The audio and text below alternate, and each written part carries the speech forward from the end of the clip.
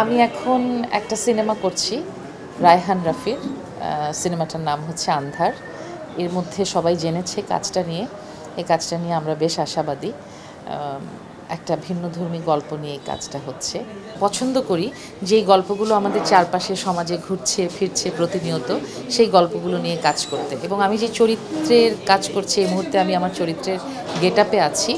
এই চরিত্রটিও আমাদের খুব কাছ থেকে দেখা আমাদের পরিবারেরই একটি চরিত্র। আর বেশ কিছুদিন থেকে আমি কাজে উৎসাহ পাচ্ছিলাম না। আসলে কাজের ক্ষেত্রে যে ধরনের কাজ বা যেরকম চরিত্রগুলো নিয়ে এক্সপেরিমেন্ট করতে চাই সেই চরিত্রগুলো তৈরি হচ্ছিল না। তো হঠাৎ করে আমার কাছে যখন এই স্ক্রিপ্টটা আসলো আমার ভীষণ ভালো লাগলো। ভালো লাগার অনেকগুলো কারণ। খুবই বাস্তবধর্মী, আমাদের সমসাময়িক গল্প, আমাদের চারপাশে দেখা ক্রাইসিস এবং আমাদের এই জেনারেশনে যে কাজগুলোকে বা যা কিছু আমরা মনে করি যে ওরা হয়তো ভুল করছে বা আমরা ভুল করছি, নিজেদেরকে ঠিক অবস্থানে নিয়ে ওদেরটা সবসময় ভুল ভাবি, এই বিষয়গুলো এখানে উঠে এসেছে। আমার চরিত্রটি ভীষণ ভালো লেগেছে বলেই আসলে আমার করা। এবং এই চরিত্রে একটা খুব মিশ্র অনুভূতির প্রকাশ আছে। একই সাথে এই চরিত্রটি যেমন তার নিজের বিশ্বাসে বিশ্বাসী, সেই সাথে গল্পের যে মূল প্রতিপাদ্য বিষয় সেই বিষয়টিকে কখনো সে রিসিভ করছে, কখনো সে পারছে না।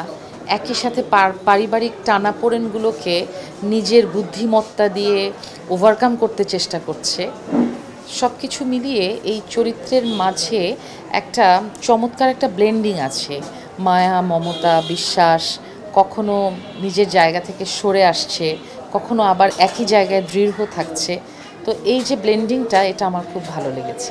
আমরা যখন নারীর অগ্রযাত্রা নিয়ে যে কাজগুলো করি, কোনো না কোনোভাবে নারীর অগ্রযাত্রায় যেই পদক্ষেপগুলো বা যেই প্রতিবন্ধকতাগুলো পেরিয়ে একজন নারী এগিয়ে যায়, ঠিক সেই বিষয়গুলো এখানে উঠে এসেছে অবশ্যই। এবং ওমেন এম্পাওয়ারমেন্ট নিয়েই এই কাজ। এবং এখানে আমি যে চরিত্রটি করছি এই চরিত্রটি একটা সময়ে দাঁড়িয়ে তার শিক্ষা, তার বাস্তবতা, সে যা কিছু পারেনি সে চেয়েছে তার মেয়ে তা পারুক। এবং মা এবং মেয়ে দুজনের যে দুটো অবস্থান, মা একই সাথে বাস্তবতার সঙ্গে নিজেকে সামঞ্জস্য রেখে মেয়েকে এগিয়ে নিয়ে যাওয়ার চেষ্টা করছে। কখনো সে মেয়েকে সাপোর্ট করছে, আবার কখনো কখনো বাস্তবতা বা পারিপার্শ্বিক অবস্থার প্রেক্ষিতে রক্ষণশীল হয়ে উঠছে। তো এই যে চরিত্রের একই চরিত্রে এই টানাপোড়েনগুলো খুব সুন্দরভাবে এখানে উঠে এসেছে। আমি এখন একটা সিনেমা করছি রায়হান রাফির। সিনেমাটার নাম হচ্ছে আন্ধার। এর মধ্যে সবাই জেনেছে কাজটা নিয়ে। এই কাজটা নিয়ে আমরা বেশ আশাবাদী। একটা ভিন্নধর্মী গল্প নিয়ে এই কাজটা হচ্ছে। আন্ধারেও আমি একটা খুব ভিন্নধর্মী চরিত্রে অভিনয় করব। আমি সবসময় চেষ্টা করেছি যে যখনই অভিনয় করি একটু বৈচিত্র্যময় চরিত্রে দর্শককে নিজেকে উপস্থাপন করতে চেষ্টা করেছি দর্শকের কাছে। এবং সেই ধারাবাহিকতায় আন্ধারও আমাকে সম্পূর্ণ ভিন্নভাবে দর্শক দেখবে, যে আমাকে আগে কখনোই এভাবে দেখেনি। হয়তোবা দর্শক এক্সপেক্টও করেনি যে এখানে আমি এরকম একটা চরিত্রে থাকতে পারি। তো আমার ক্ষেত্রে কাজ, চরিত্র, গল্প বা নির্মাণ শৈলী সব কিছু ভালো না লাগলে কাজটা করে আসলে আনন্দ পাই না। প্রত্যেক শিল্পীর জীবনেই আসলে সেলফ অ্যাকচুয়ালাইজেশন বলে একটা ধাপ থাকে।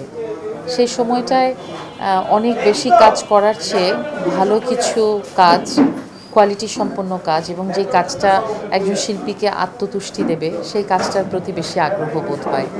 আমার ক্ষেত্রে হয়তো বা এখন তাই হচ্ছে।